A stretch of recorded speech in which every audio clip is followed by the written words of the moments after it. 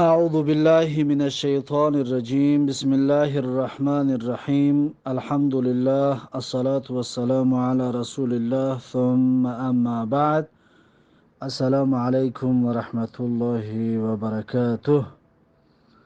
خب درس امروزمون از کتاب ریاض الصالحین باب نو رو میگیریم که امام نووی میگوید باب فضل الزهد في الدنيا والحث على التقلل منها وفضل الفقر. یعنی باب فضل الزهد فی الدنیا، باب فضیلت زهد و تقوا در این دنیا، انسان زاهد شود در این دنیا چی فضیلت دارد. و الحث علی التقلل منها، و همچنین باب در مسئله تشویق، و الحث یعنی تشویق کردن، ترغیب کردن، علی التقلل منها برای کم خواهی، تقلل یعنی کم خواستن، برای کم خواستن از این دنیا، منها یعنی از این دنیا، و تشویق برای کم خواهی از این دنیا، و فضل الفقر و فضیلت فقر و ناداری. یعنی در این مسئله ها گپ میزند، فضیلت زهد و فضیلت کم خواهی از دنیا و فضیلت فقر و ناداری چی فضیلت ها دارد. در این باره ها امام نووی اکنون دلایل برای ما و شما تقدیم میکند. اولین چند از آیات را میارد، بعد میگذرد در قسم حدیث. خب اولین آیت میارد، میگد قال الله تعالی، گفت الله سبحانه و تعالی انما مثل الحیات الدنیا كما ان انزلناه من السماء فاختلط به نبات الارض مما يأكل الناس والانعام. خب انما مثل الحیات الدنیا، هر آینه مثال حیات دنیا، یعنی تشبیه زده سی الله تبارک و تعالی که این زندگی دنیا، حیاتی که در دنیا میبینی، میگوید مثالش به این طور است، به مثل چی؟ کما این انزلناه من السماء، به مثل مانندی آب را دارد که میگن نازل کردیم ما اون آب را از آسمان، آب را ما از آسمان نازل کردیم.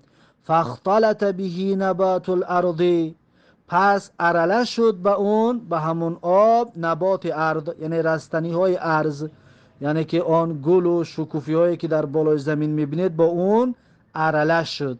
یعنی خلاصه اش که رشد پیدا کردن، علف و گل ها و درخت ها و زیب و زینتی که در بالای زمین میبینید، این با سبب چی است؟ به سبب آب است. مما یاکل الناس، از جمله آن چیزهایی که آن رستنی ها یا که آن زیب و زینتی که در بالای زمین هست، یاکل الناس، مردم اون را میخورند، والانعام، یا چارپایان مردم اون را میخورند. حتی اذا اخذت الارض زخرفها، تا زمانی که یعنی به اندازه شد، آب نازل شد و آب آمد، اخذت الارض زخرفها، گرفت زمین زیباگیش را، یعنی زمین زیبا شد، و زینت، و بسیار زیبا شد زمین، یعنی باران بارید گلها شکفتند و درختها سبز شدند و زمینها سبزه ماندند و اینها که شد، بگیم و زینت، زمین زینت پیدا کرد، زمین زینت خودش را گرفت. و ظن اهلها انهم قادرون علیها، و ظن، و یقین کردن اهلها یعنی اهل زمین، مردم بالای زمین، انسان هایی که در بالای زمین زندگی میکنن، اینها یقین کردن که انهم قادرون علیها، هر آینه آنها قادر هستند، یعنی توانا و تسلط پیدا کردگی هستند بر بالای زمین. یعنی آن زیب و زینت زمین را که دیدن، فکر کردن که اینها قادر هستند برای استفاده بردن یا برای توانا شدن بر بالای زمین.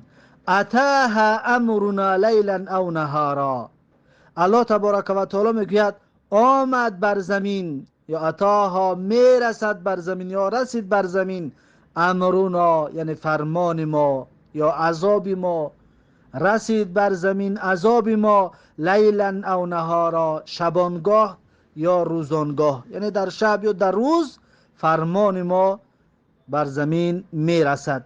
فجعلناها صعیدا، پس ما اون زمینی که تمام زینت را برای خود گرفته بود، چقدر زمینی زیبا شده بود، فجعلناها، پس ما میگردونیم. الله میگه اون زمین را حسیدا، یعنی درو شده، اون زمین را درو شده، یعنی که اون زیب و زینتی که بود اونها را از بین میبریم. کأن لم تغن بالامسی، کأن به مثل اینه که لم تغن بالامسی، نبوده از دیروز. یعنی همون قدر زینتی که داشت، عذاب ما میآید همه را از بین میبرد، گویا که دیروز همین چیزها نبود. فهمو؟ یعنی که همه زینت ها را از بین میبرد. الله سبحانه و تعالی میگه نفصل الآیات لقوم یتفکرون، ما بیان میکنیم یا بروشنی بیان میکنیم آیات ها را برای قومی که فکر میکنن، برای قومی که تفکر میکنن، اندیشه میکنن. الله تبارک و تعالی میگه که ما برای اونها آیات ها را بیان میکنیم با تفصیل. خب این یکم آیت. در اینجا چی هست؟ تشبیه عمر انسان، حیات انسان با اون زمینی سبزیده. چرا که زمینی سبزیده از بین رفت و نابود شد در یک لحظه، عمر انسان به مثل همین است.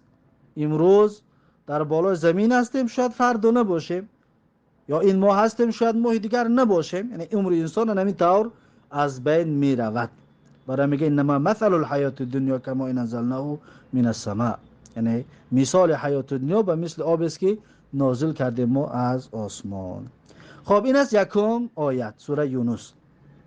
دویم آیت رو میارد، میگه و قال تعالی، و گفت الله سبحانه و تعالی وضرب لهم مثل الحیات الدنیا کما ان انزلناه من السماء فاختلط به نبات الارض فاصبح هشیما.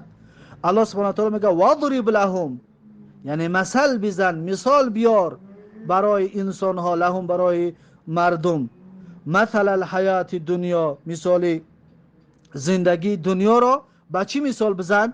کما این انزلناه من السماء، به مثل آبی که نازل کردیم ما اون آب را از آسمان، فاختلط به نبات الارض، پس رشد پیدا کرد به اون رستنی های بالای زمین، پس ارله شدن اونها با رستنی که رشد پیدا کرد و سبز رستنی های بالای زمین، فاصبح هشیما، پس گشت اون بالای زمین بعد از رشد پیدا کردن، بعد از اون زیب و زینت، فاصبح هشیما، پس گشت هشیم. هشیم یعنی گیاه خشک، یعنی بعدش اون گیاه ها خشک شدن، اون زیب و زینتی که بود اونها از بین رفتن.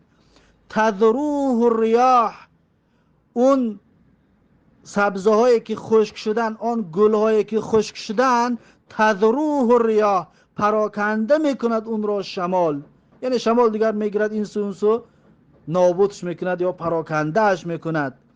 و کان الله علی کل شیء مقتدرا، و الله سبحانه و تعالی بر تمام چیز قادر و توانا هست. المال والبنون زینت الحیات الدنیا، الله سبحانه و تعالی میگه که المال یعنی مال، دارایی در این دنیا، ثروت، والبنون یعنی فرزندان، زینت الحیات دنیا، اینها هم زیب و زینتی زندگی دنیا هستند. والباقیات الصالحات خیر عند ربک ثوابا و خیر عملا. الله سبحانه و تعالی میگه والباقیات الصالحات، یعنی که باقیات چیزهای باقی ماننده که صالح هستند، باقیات صالحات یعنی نیکی هایی که ماندگار هستند، نیکی هایی که باقی میمانند.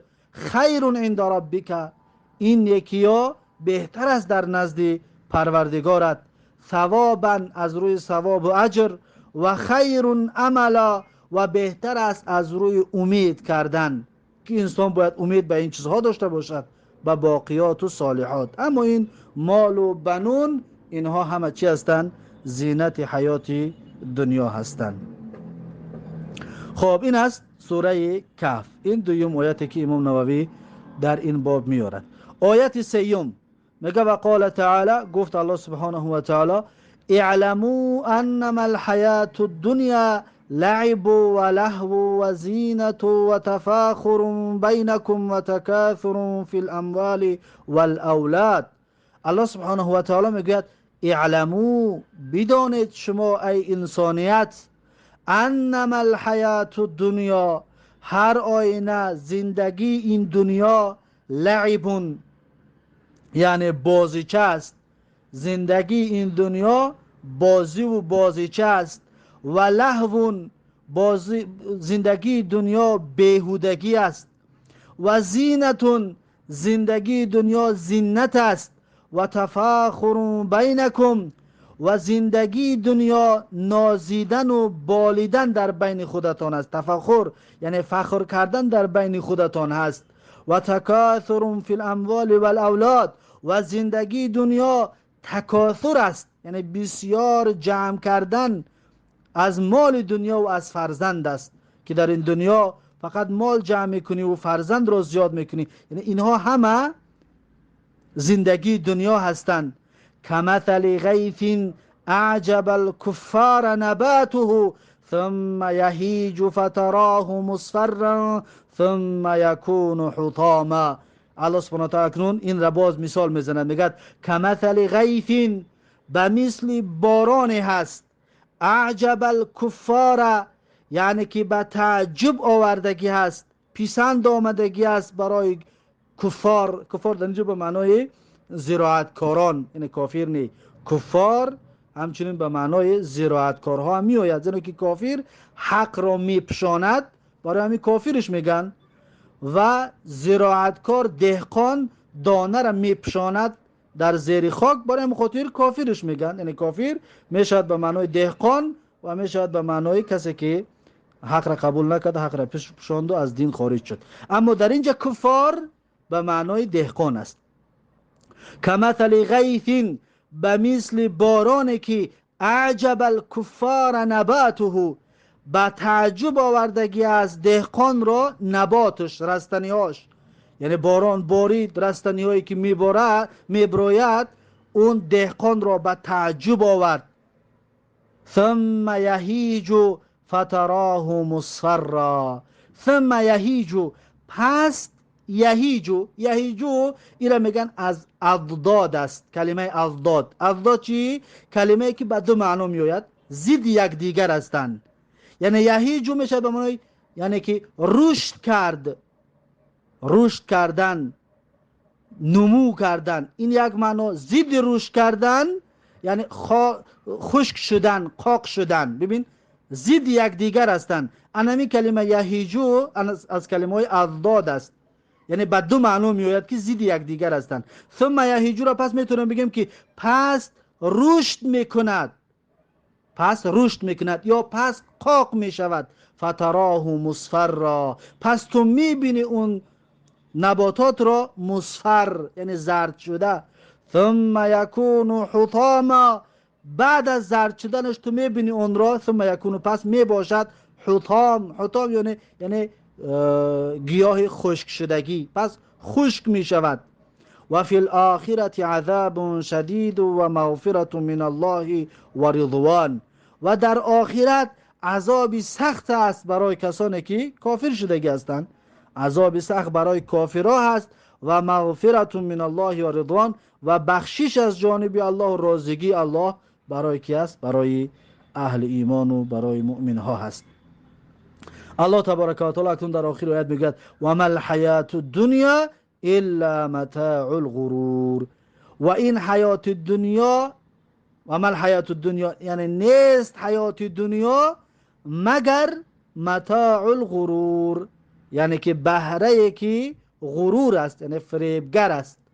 یک بهره فریبگر یا یک چیزی فریبگر است این حیات دنیا که انسان را فریب میدهد. و ما الحیات الدنیا الا متاع الغرور، یعنی نیست حیات دنیا مگر یک چیز فریبگر. خب این بود سیم آیاتی که امام نووی آورد از سوره حدید. آیت بعدیش و قال تعالی، امام نووی میگه که گفت الله سبحانه و تعالی زین للناس حب الشهوات من النساء والبنين والقناطر المقنطرة من الذهب والفضة والخيل المسمومة والخيل المسومة والانعام والحرف.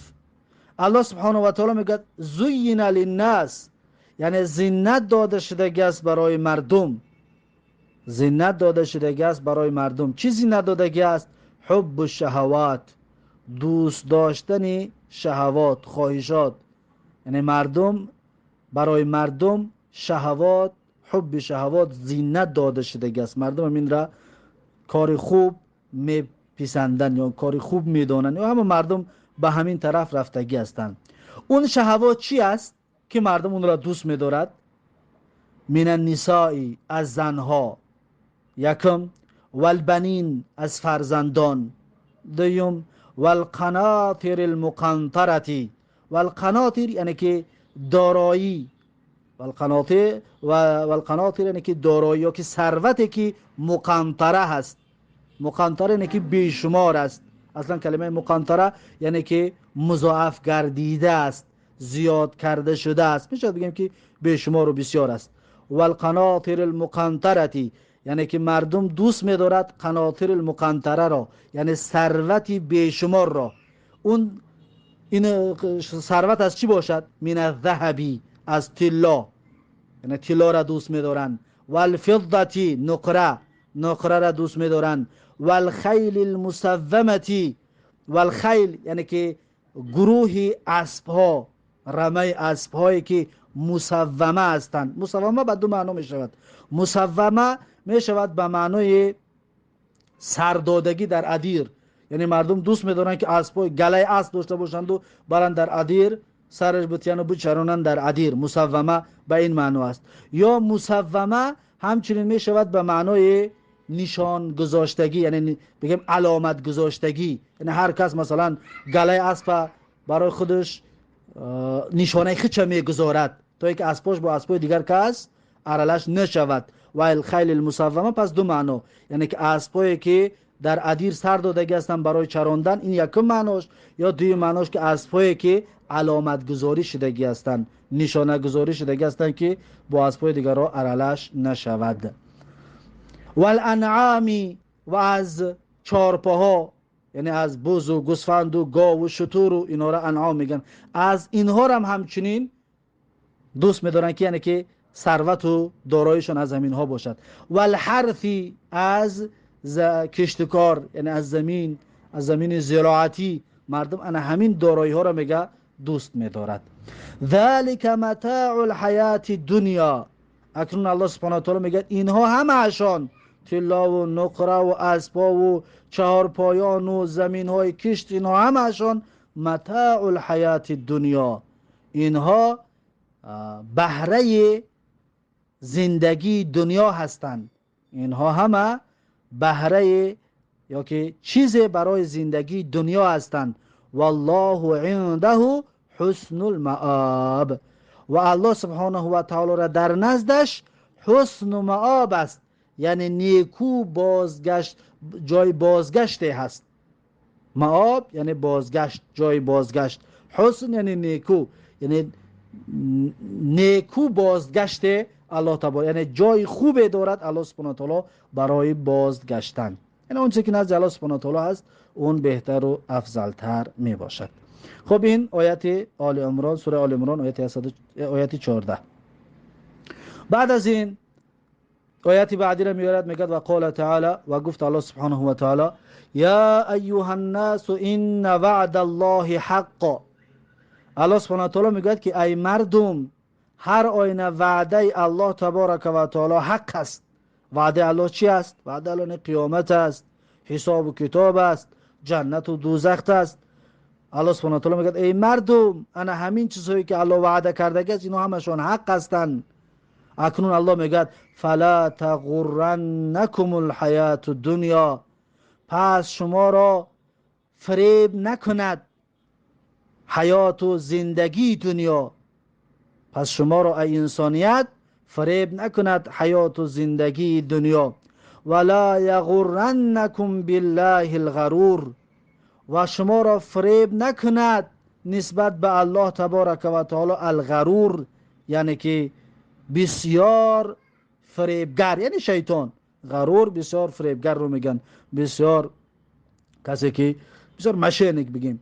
پس الله سبحانه و تعالی میگه ولا یغرنکم بالله الغرور، پس فریب نکند شما را نسبت به الله تبارک و تعالی غرور، یعنی که شیطان. یعنی که نسبت به الله یعنی چی؟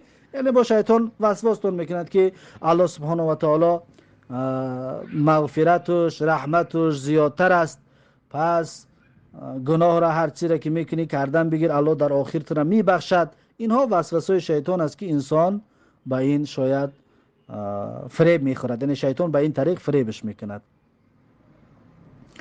خب این بود سوره فاطر. بعد از این آیت بعدی را میارد، میگه و قال تعالی، و گفت الله سبحانه و تعالی الهاکم التکاثر. الهاکم یعنی که غافل شدن. الهاک به من الها یلهی به معنای غافل شدن یا با خود مشغول شدن. الهاکم التکاثر یعنی که غافل شدن، غافل کرد شما را، غافل کرد شما را. تکاثر یعنی چه؟ یعنی که مسابقه برای بسیار مال جمع کردن. الهاکم التکاثر یعنی غافل کرد شما را ای انسان ها، مسابقه برای مال جمع کنی. حتی زرتم المقابر، تا اونه که دیدید شما قبرستان را. مقابر یعنی مقبره، قبرستان ها را. تا اینکه دیدید شما قبرستان را. یعنی چی؟ یعنی شما چنان به مسابقه و به جمع کردن مال مشغول شدید که حتی زرتم المقابر، تا اینکه شما زیارت کردید دیدید قبرستان، یعنی که مردید. مقصد از این مردن، تا مردن تون شما مشغول شدید به مسابقه مال جمع کنی. کلا سوف تعلمون. الله سبحانه و تعالی میگه کلا یعنی بس کنید، حق است. سوف تعلمون به زودی شما میدانید. سوف تعلمون یعنی که به زودی شما میدانید. ثم کلا سوف تعلمون، باز الله سبحانه و تعالی میگه کلا یعنی بس کنید، حق است که سوف تعلمون به زودی شما میدانید. کلا لو تعلمون علم الیقین. کلا یعنی بس کنید یا حق است که لو تعلمون علم الیقین، اگر که شما میدانستید علم یقین را. اگر که شما میدانستید علم یقین را یعنی چی؟ در اینجا میگه که جواب لو محذوف است. یعنی الله سبحانه و تعالی میگه که اگر میدانستید شما علم یقین را، اگر میدانستید چیکار میکردید؟ اگر که میدانستید شما با این کارها دیگه مشغول نمیشدید، فهمو؟ دیگه با این مسابقه مال جمع کنی شما مشغول نمیشدید. میگه جوابش همین است، جواب لو. کلا لو تعلمون علم الیقین، اگر که میدانستید شما علم یقین را، پس شما مشغول به این کار نمیشدید. این جوابش است که محذوف است. سوره تکاثر آیات 1 تا 5. بعد از این آخرین آیات را میارد، میگه و قال تعالی، و گفت الله سبحانه و تعالی و ما هذه الحیاة الدنیا الا لهو و لعب، و نیست این حیات دنیا مگر این که لهو یعنی بیهودگی و لعب بازیچه. این حیات دنیا بیهودگی و بازیچه است. و این الدار الاخرة لهی الحیوان لو کانوا یعلمون، و هر آینه دار آخرت یعنی که روز قیامت یا قیامت، لهی الحیوان حتما همون از زندگی حیوان است، یعنی که حیات و زندگی واقعی همون حیات و زندگی آخرت است. لو کانوا یعلمون، اگر که میدانستند. اگر که میدانستند پس حقیقت همین است، یعنی زندگی واقعی این در چی است؟ در قیامت است. این از سوره عنکبوت. بعد از این میگه والآیات فی الباب کثیرة مشهوره، و آیات ها در این باب بسیار هستند و مشهور هستند. این آیات خیلی زیاد داره. و اما الاحادیث فاکثر من ان تحصر فننبه بطرف منها على ما سواه. اما میگه حدیث ها پس بسیارتر است از اونه که شمرده شود، از اونه که من ان تحصر، از اونه که شمرده شود. فننبه بطرف منها على ما سواه، پس ذکر میکنیم یک قسمش را بر غیرش، یعنی که یک طایفه چند حدیث ها را در این باب میاریم. اما میگه در این باب حدیث ها بسیار هستند از اونی که شمرده شد، یعنی خیلی حدیث های زیاد در این باب هست. بعد از این حدیث 456 رو میارد. انشاءالله حدیث های این باب رو از 456 درس آینده خواهیم خواند. با همین درس امروزه به آخر رو تا درس آینده به الله تبارک و تعالی میسپارم شما را. سلام علیکم و رحمت الله و برکاته.